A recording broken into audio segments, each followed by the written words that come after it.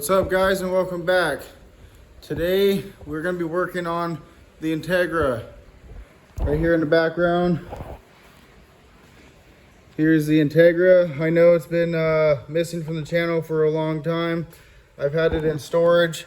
We got some plans for this. I do have an all-wheel drive kit, the transmission, the differential, the drive shafts, all that, shifter, everything. That is the plans. This car is going to go all-wheel drive soon in the future, but right now at the moment I am working on the air conditioning system. So let me show you what we got going on. So this is my 96 Acura Integra. For anybody that doesn't know, it used to be H2B. This is where all the parts came from. I left the key on. This is where all the parts came from that were in the mid-engine CRX. They used to be in this car. I already got the evap box torn out from the dash right there because I'm gonna replace. I want to make sure that this AC on this car works absolutely flawless. I don't want to be sitting in a drive-thru and have to turn off my air. I don't want to be on a road trip and have problems with the air. I want this car to be extremely reliable in every way, shape, and form. So we are going through every single inch of the air conditioning system, including at the end. I'm going to pull out all the dash controls, and I'm going to lube all the cables and everything so that we don't have any problems with that either. But I got the evap box over here on the ground, and as you can see, it's all full of leaves and stuff like that, and it's all dirty. And then right here, this is your expansion valve. This is basically what makes the air cold. Everything else just works in junction with this thing. This is what takes a high pressure to a low pressure and makes these coils cold. So if that thing's not working properly or perfectly, you may not get very cold air out of your system. So I don't want to end up in that situation. So I'm going to disassemble this completely. I'm going to remove all those leaves, clean out the fins really well so that the air can pass through, and I have a really high CFM. I'm going to replace this expansion valve, and we're going to put that box back together. I just cleaned up the AC compressor, and as you can see, I'm letting it drain out right here, all the PAG oil. You always want to drain your PAG oil so that when you start over, it depends, if you want to get the most life out of your system, do it like this. I've done it. I've winged it and had the ACs work. They've worked. Sometimes they work excellent, and sometimes they work subpar, and sometimes they're somewhere in the middle. But on this, like I said, we don't have that option. It's going to come out perfect, and it's going to work as good as a brand new car. So I'm draining all the PAG oil out of the compressor, and I will fill the compressor with the exact amount once everything comes out. And I'll also fill the evaporator, the condenser, and the dryer with the amount. That way when I put it back together, everything's already where it needs to be. But I went ahead and put this bracket on down here. This is what holds your AC compressor. If you have a car that has no AC, this car hasn't had AC the entire time I've ever owned it. I've owned this car for over 8 years. And I've never had AC, but a buddy of mine had a car he was parting out, and I was lucky enough to get all the lines, all the little bolts, all the little brackets that hold the dryer, everything like that. I also got the AC compressor and the bracket down there also. And next what I'm going to do is I'm going to go ahead and clean this out. I'll get that mounted back up, and then I'll clean every single line. I'll install them into the car, clean. I'll put all new O-rings on them. And then once I have that all done, I might be able to pull my radiator out and fish that. I don't know exactly where that condenser bolts up. I think if I remember, it bolts up on this side. So I think if I remove that radiator, I'll be able to put the condenser in from this way without taking off the bumper. I sure hope so. But yeah, I'm probably going to get a new condenser and a new dryer. And like I said, I got a brand new expansion valve so that those 3 parts will be brand new. We're going to reuse the pump, and we're going to reuse the evaporator core. but that'll be the only parts that are reused. I do believe this is OEM. I'm not sure if Denso was OEM or not. Normally they say Honda on them, but either way, this is a good pump. Yeah, it should work.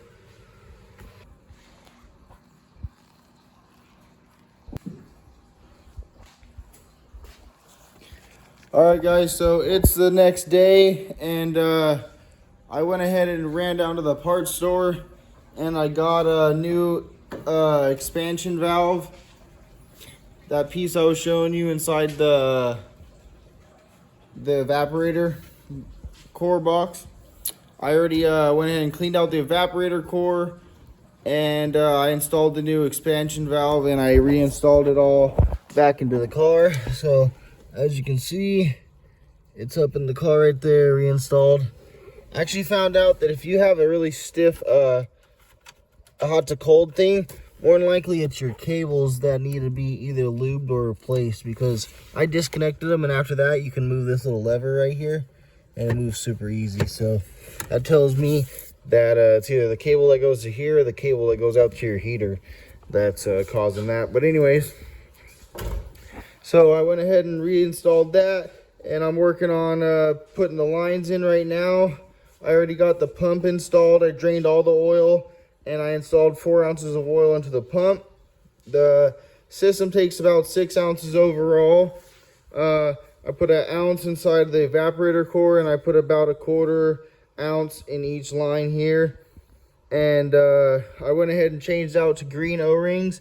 I reinstalled those 2 lines, and I want to go over a few things that you're going to need if you guys are planning on putting air conditioning back into your Acura Integra. You are going to want to get these 2 lines right here. This smaller line is the one that's going to run to your condenser, and that bigger line is the one that runs over to the pump.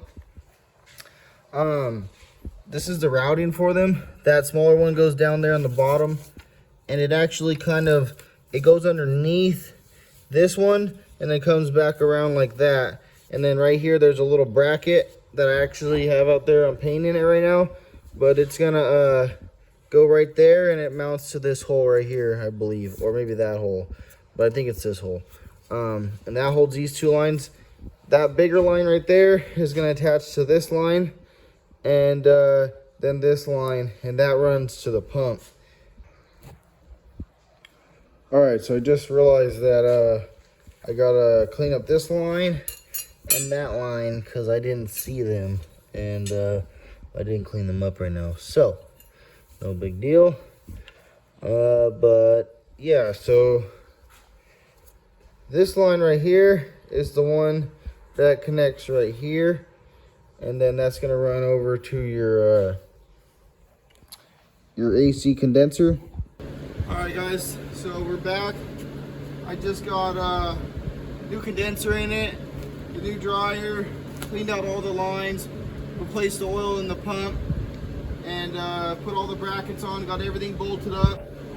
I put new Schrader valves in, and we're about to hook up the lines and vacuum down the system, make sure it holds air, and then we'll go ahead and charge it up, and hopefully everything works. So I'm gonna go ahead and hook these up real quick.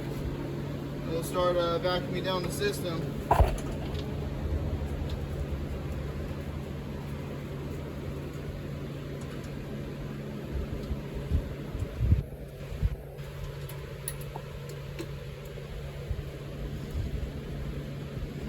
Got everything hooked up. We're vacuuming it down right now. It's been going for about 15 minutes. It's pegged out on 30, so everything seems like it's sealing. Probably give it like a little 5-minute test here in a minute. Make sure it's not leaking, but it doesn't look like it is. And there should be no reason. I replaced every O-ring and everything, so we're gonna go ahead and vacuum it down for about an hour, and then we'll charge it back up. We'll see if it works. I still need to get a fan. I'm gonna go and pick one up later today. I'm gonna get a small fan to put right here on the condenser, and that should take care of all that. So it is about